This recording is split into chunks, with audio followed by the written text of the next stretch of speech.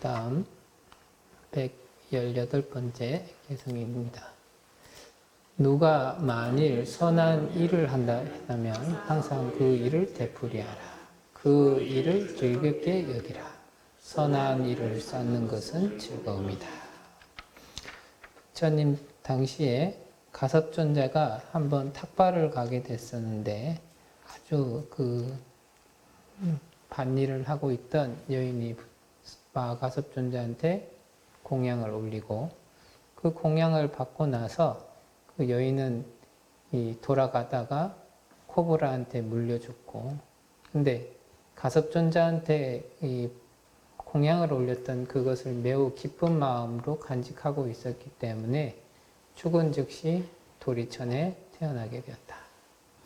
도리천에 태어나서 나는 전생에 어떠한 공덕을 쌓았는가 봤더니 마가섭존자에게 공양을 한번 올렸던 그것이 복이 돼가지고 이러한 과보를 받았구나 하고, 이제 가섭존자가 지내는 초소에 가서 방 청소도 하고 갖가지 필요한 심부름들을 미리미리 해놓으니까 이 가섭존자가 아무리 그래도 여인의 몸이 스님들 처소에 왔다 갔다 하는 것은 안 맞다고 해가지고 그 처녀를 이제 돌려보내게 되는데, 그때 처녀가 안 가려고 울고불고 매달릴 때 부처님께서 가섭존자의 수행을 방해하지 말아라고 하면서도 그래도 이 처녀가 공덕을 지으려고 선한 행동을 꾸준히 하려고 그 노력하고 실천하는 모습은 매우 보기 좋다 하면서 이러한 개성을 이렇게 넣으셨죠. 선한 일을 한번 지어라. 제일 처음에 선한 일을 지을 때는 이제 악한 일보다는 심장이 좀 덜 두근댑니다. 그냥 이걸 해도 뭐가 되겠는가. 이제 인과에 대한 믿음이 확고하게 있는가에 혹은 확고하게 있지 않는가에 따라서 조금씩 이제 달라지긴 하겠지만서도 선업을 지으려고 하게 되면은 일단 욕심도 내려놔야 되고 성냄도 내려놔야 되고 내려놓을 게 많이 생기게 되죠. 내려놓는 것을 기반으로 해서 선업을 이렇게 짓다 보니까 쉽지 않은 선택이 되는데, 선업을 자기가 할 수 있는 선 안에서 부지런히 자주 이렇게 짓다 보면은 그걸로 인해서 사람들이 좋아해주고 칭찬해주고 하는 그러한 일들을 당하게 되고, 그럴 때마다 훨씬 더 힘을 내서 좋은 일들을 자주 짓게 되죠. 그러다 보면은 어떠한 부분에서, 인과적인 부분에서 믿음이 점점 생기게 되고, 그리고 본인의 남들의 칭찬과 남들이 이렇게 복되다 하고 생각해 주는 것을 제외하고라도 본인 스스로 자기의 삶을 돌이켜 봤을 때 그래도 난 참 좋은 삶, 착한 삶을 잘 살았다. 그리고 그것이 나의 삶을 돌이켜 봤을 때 크게 후회되지 않는 유일한 점이다라는 생각이 들게 되면은 굉장히 마음이 편안해지고, 또한 그로 인해서 자기가 다음 생이나 혹은 이후의 삶이 웬만하면 그렇게 어렵지 않을 거다라는 그런 생각을 가지고 있다면은 그 다음부터는 이 선을 짓는 것을 기쁘게 할 수 있을 것이다. 그것이 딱 되게 되면은 그 다음부터는 선을 쌓는 즉시 바로 즐거움의 과보를 받게 된다. 그런 게 되겠죠. 그래서 이 적선, 적악 이 두 가지 방면 중에서 과연 무엇을 선택할 것인가, 그 부분은 본인이 선택을 하는 것이 있지만서도, 그리고 시작점은 악업이 조금 더 쉽고 선업은 좀 어렵고 이런 부분이 있겠지만 이 인과적인 부분을 자꾸 살펴본다면은 선업을 쌓는 것이 훨씬 더 좋은 일이다. 그래서 이 선업을 꾸준히 쌓다 보면은 그것이 바로 나에게 큰 즐거움이 오게 되고 그 즐거움이 쭉 커지다 보면은 결국에는 해탈락, 열반락까지도 얻을 수 있는 것이 바로 적선의 방향이다. 그래서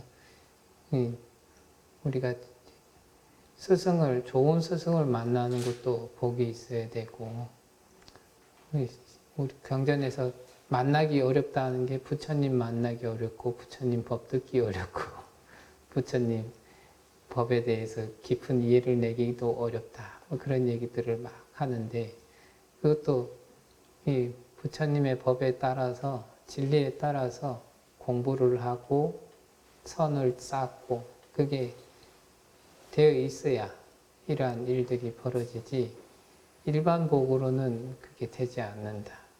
그래서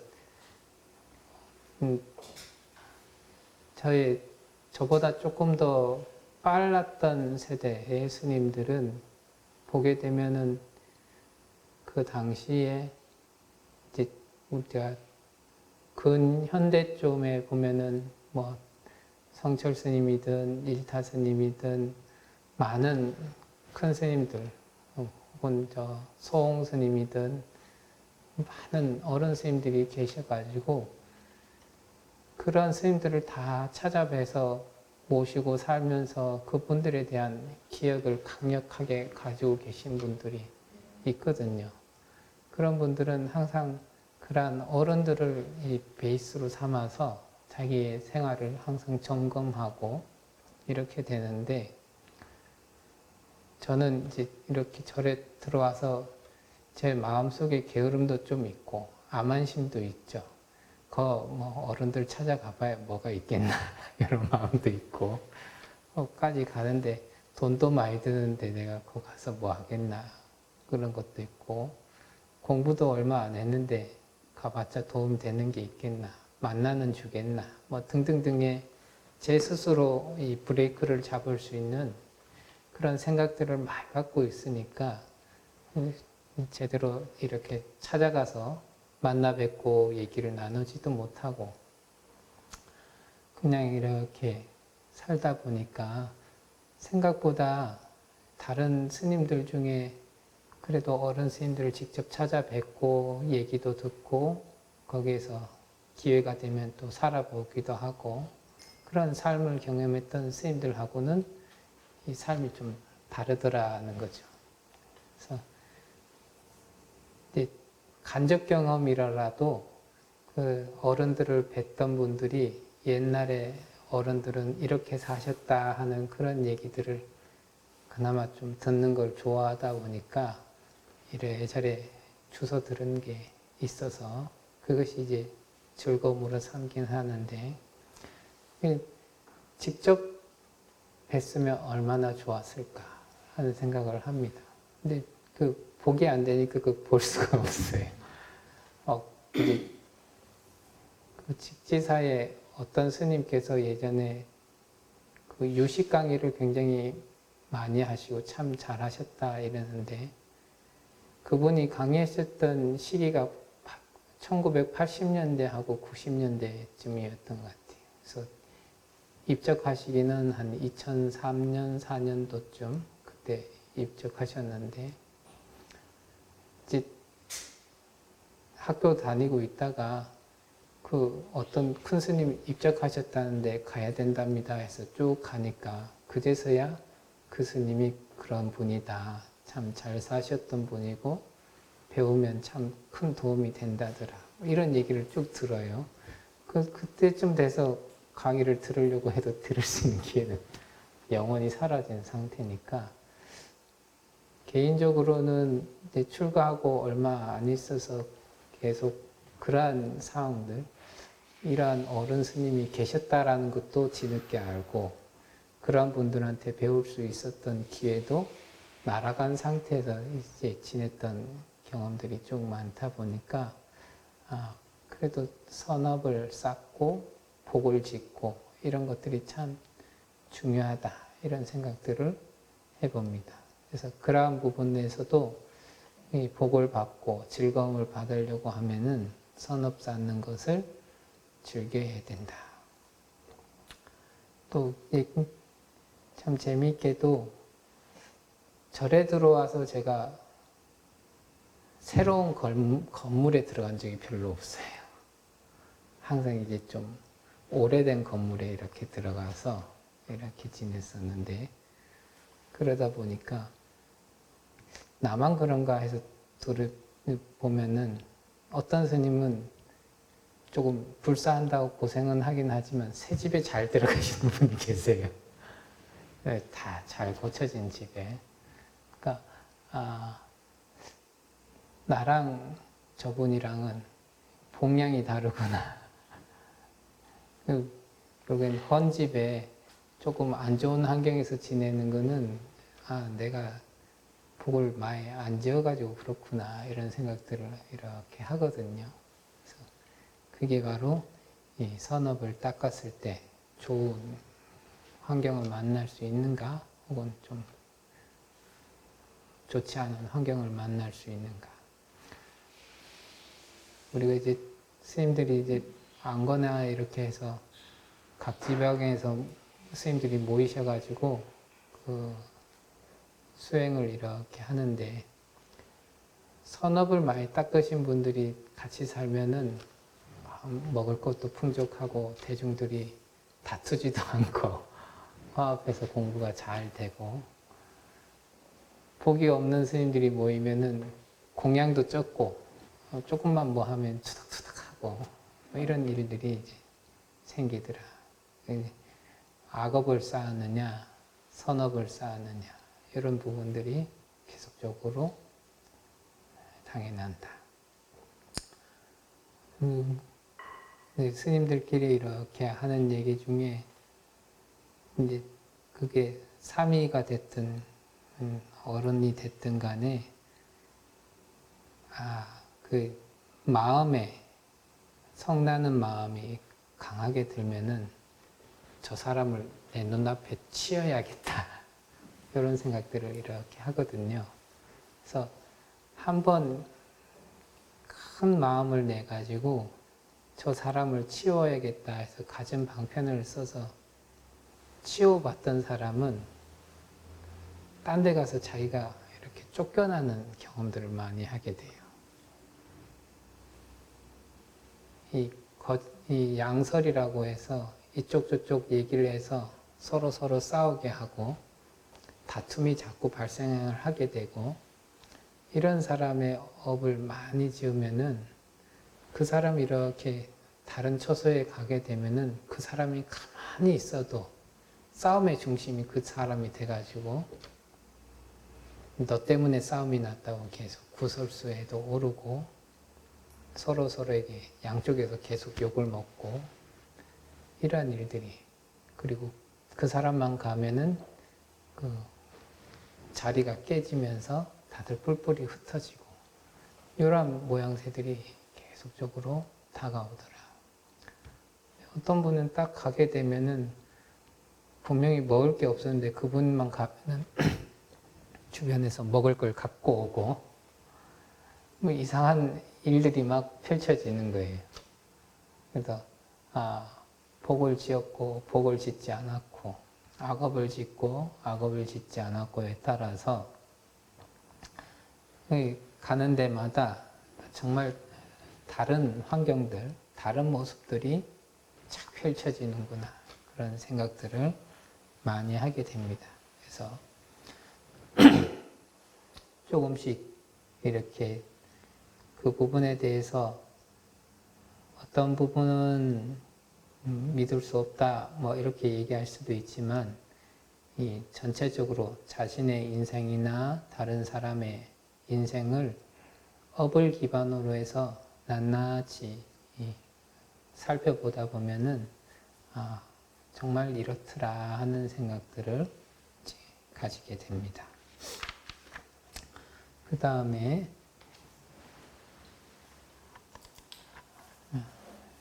119번째 하고 120번째 개송을 같이 읽겠습니다.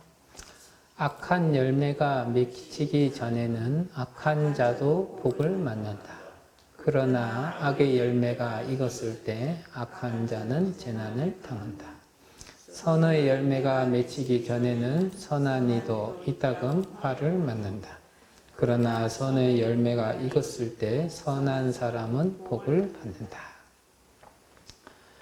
그 부처님 당시에 가장 그 보시제일이라고 불렸던 극고독 장자가 보시하기를 너무 좋아하다 보니까 주변 사람들이 돈을 빌려가 놓고는 갚을 생각을 하지 않고 이 극고독 장자도 언제까지 갚아라고 닥달하지도 않고 계속 그렇게 지내는데 또 이 극고독 장자가 자기 재산을 이제 묻어놨던 창고도 큰 비에 휩쓸려서 그 재산이 사라지게 되고 그러다 보니까 이 극고독 장자의 집이 급속도로 가난해지게 되었다.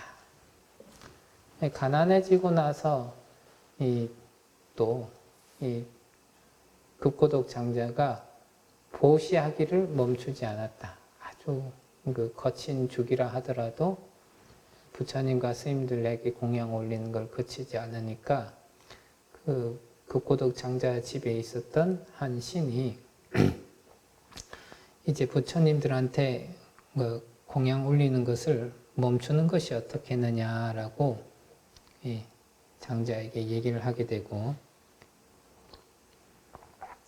장자는 그 얘기가 몹시 나도 박복한 얘기이기도 하고 이치에 맞지 않는 얘기다 보니까 그 신 보고 우리 집에서 나가라 이렇게 되고 그래서 쫓겨난 신이 돌아다녀 보니까 살 데가 없어서 어떻게 하면 살 데를 구할 수 있겠는가 하고 도리천에까지 올라가 봤더니 이 장자의 그 빚지고 갚지 않는 자들한테 가서 빚을 다 받아오고 바닷속까지 들어갔던 수많은 보배들을 다 끄집어내서 장자의 창고를 다 채워준 다음에 용서를 빌고 그 집에서 다시 살아라 하니까 그 신이 그 말대로 재산을 다 모아놓고 장자에게 참여를 하죠. 그러니까 그 장자가 그 신을 데리고 부처님께 왔고 부처님께서 그러한 얘기를 쭉 들으시고 이러한 개송을 말씀하셨다. 악업이 성숙되지 않았을 때, 악업이 이 조건을 만나지 않았을 때는 악한 사람에게 그 과보가 닥치지 않고 그래서 좋은 그런 생활을 할 수가 있다. 그러나 악업이 완전히 성숙해지게 되면은 그 악한 사람은 반드시 그 괴로움을 겪게 되어 있다. 다음에 선업을 꾸준히 짓는 사람도 그 선업이 완전히 익기 전까지 채워지기 전까지는 그 선한 사람도 고통을 받는다. 그런데 선업이 완전히 익어지게 되면은 선한 사람이 이 행복을 좋은 과보를 누릴 수 있게 된다. 전에 그 도암 스님이 어떤 경전 강의할 때인가 뭔가 해서 그런 얘기를 쭉 하셨는데 어떤 사람이 빚이 100만 원이 있다 하고 어떤 사람은 빚이 1000만 원이 있다 하고 어떤 사람은 빚이 1억이 있다 이렇게 봤을 때 이 복을 짓는다는 것은 거기서 빚을 갚아 나가는 건데 빚을 다 갚아서 이 빚이 사라지기 전까지는 얼마만큼 번다 하더라도 그 통장에 플러스가 찍혀서 빼먹을 만한 것이 없는 상태로 살아가게 되는데 그 빚을 다 갚아서 통장에 10만 원, 100만 원, 1000만 원, 1억씩 이렇게 쌓이게 되면은 그때부터는 빼먹었어도 괜찮은 그 돈이 통장에 있게 되지 않느냐 하는 그런 얘기처럼 이 선업과 악업을 이렇게 봤을 때 선업은 인생을 플러스 시켜주는 것이고 악업은 마이너스 시켜주는 것인데 그 플러스 마이너스를 잘 계산을 해가지고 살펴봤을 때 자기가 주로 선업을 짓고 있는데 나에게 좋은 결과들이 다가오지 않을 때는 아직 좀 부족한갑다 이런 생각을 해야 되고 저 사람은 참 못된 놈인데 떵떵거리고 산다 하면은 과거에 지은 복이 좀 많은데 아직 저 사람이 지은 악업이 성숙되지 않다 보니까 저 사람이 지금 떵떵거리고 있다. 근데 좀만 지나서 악업이 차게 되면은 저 사람도 결국에는 고통을 받을 것이다. 이런 얘기죠. 물론 이제 보는 이 입장에 따라서 조금씩 다르긴 하겠지만 우리나라 이제 정치사를 이렇게 보게 되면은 대통령이 되거나 혹은 장관이 되거나 이러면은 그렇게 위세를 떨치면서 갖가지 좋은 경험들을 쭉 하다가 거기서 조금만 삐끗해서 딱 떨어지면 그 다음부터는 계속 검찰이나 경찰에 불려갔다가 교도소도 들락거렸다가 그렇게 되죠.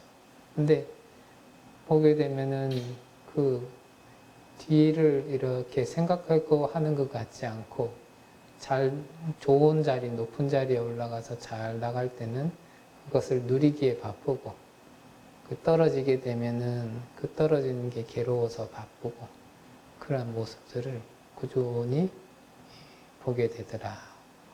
그래서 우리가 이제 가끔씩 특히나 스님들이 많이 듣는 질문들이 주변에 나쁜 놈이 하나 있는데 걔는 맨날 떵떵거리고 산다.